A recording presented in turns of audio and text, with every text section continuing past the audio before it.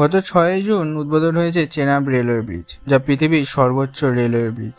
তবে এটি আজ থেকে 15 বছর আগেই নির্মাণ হওয়ার কথা ছিল। তবে তা কেন হলো না এবং এই ব্রিজটি কেন এত গুরুত্বপূর্ণ জানবো আজকের ভিডিওতে। আসলে চেনাব ব্রিজটি জম্মু বারামুল্লা রেলওয়ে প্রকল্পের একটি অংশ, যা 1983 সালে পরিকল্পনা করা হয় এবং 1990-এর দশকের মাঝামাঝি বরাদ্দ টাকা পাওয়ার পরে নির্মাণ কাজ শুরু হয়।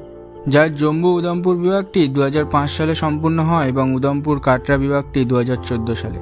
ওদিকে বারামুল্লা বাহিনাল বিভাগের কাজ সম্পূর্ণ হয় 2008 থেকে 2013 সালের মধ্যে। এই প্রকল্পটি 2009 সালের মধ্যে শেষ হওয়ার কথা ছিল, তবে সেতুর সুরক্ষা ও স্থায়িত্ব সম্পর্কে উদ্বেগের কারণে 2008 সালে নির্মাণ বন্ধ করা হয়। এরপর নকশায় বিভিন্ন পরিবর্তন আনার পরে 2010 সাল থেকে ফের নির্মাণ কাজ শুরু হয়।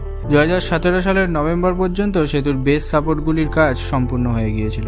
এরপর আগামী 2 বছরে সেতুটি সম্পূর্ণ করার পরিকল্পনা থাকলেও তা সম্পূর্ণ হয় 2022 সালের 13 আগস্ট। 2023 সালের ফেব্রুয়ারিতে সেতুর ওপর রেলপথ স্থাপন শুরু হয় এবং 2024 সালের জুনে শুরু হয় ট্রায়াল।